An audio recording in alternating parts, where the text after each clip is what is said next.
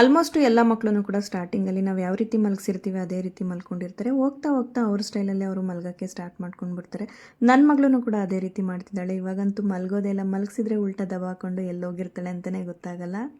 ಸ್ಟಾರ್ಟಿಂಗಲ್ಲಿ ಅವಳಿಗೆ ಆದಂಥ ಒಂದು ಬೆಡ್ಡನ್ನು ರೆಡಿ ಮಾಡಿಕೊಂಡು ಒಂದು ವಾಟರ್ ಪ್ರೂಫ್ ಮ್ಯಾಟ್ನ ಹಾಕ್ಕೊಂಡು ಮಲಗಿಸ್ಕೊತಿದ್ದೆ.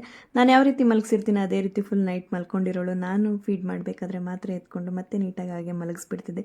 ಇವಾಗಂತೂ ಅವಳಿಗೆ ಯಾವುದೇ ರೀತಿ ಬೆಡ್ ಅಂತೂ ಬೇಕಾಗಿಲ್ಲ. ನಾರ್ಮಲ್ ನಾವು ಮಲಗೋಂಥ ಬೆಡ್ ಮೇಲೆ ಮಲಗಿಸಿದ್ರೆ ನನ್ನ ಮಗಳು ಎಲ್ಲೋಗಿದ್ದಾಳೆ ಅಂತ ಸರ್ಚ್ ಮಾಡಬೇಕು. ಉಲ್ಟಾ ದಬಾಕೊಂಡು ಎಲ್ಲಿ ಬೇಕು ಅಲ್ಲೇ ಮಲಗಿರ್ತಾಳೆ. ನನ್ನ ಮಗಳಿಗೆ ಸ್ಟಾರ್ಟಿಂಗಿಂದನೂ ಕೂಡ ಯಾವುದೇ ರೀತಿ ಡೈಪರ್ಸ್ನ ಯೂಸ್ ಮಾಡ್ತಿರ್ಲಿಲ್ಲ. ನಾರ್ಮಲಾಗಿ ಕ್ಲಾತ್ ಡೈಪರ್ನ ಯೂಸ್ ಮಾಡ್ಕೊತಿದ್ವಿ. ರ್ಯಾಷಸ್ ಆಗುತ್ತೆ ಅಂತೇಳಿ ತುಂಬಾ ಅವಾಯ್ಡ್ ಮಾಡ್ತಾಯಿದ್ವಿ.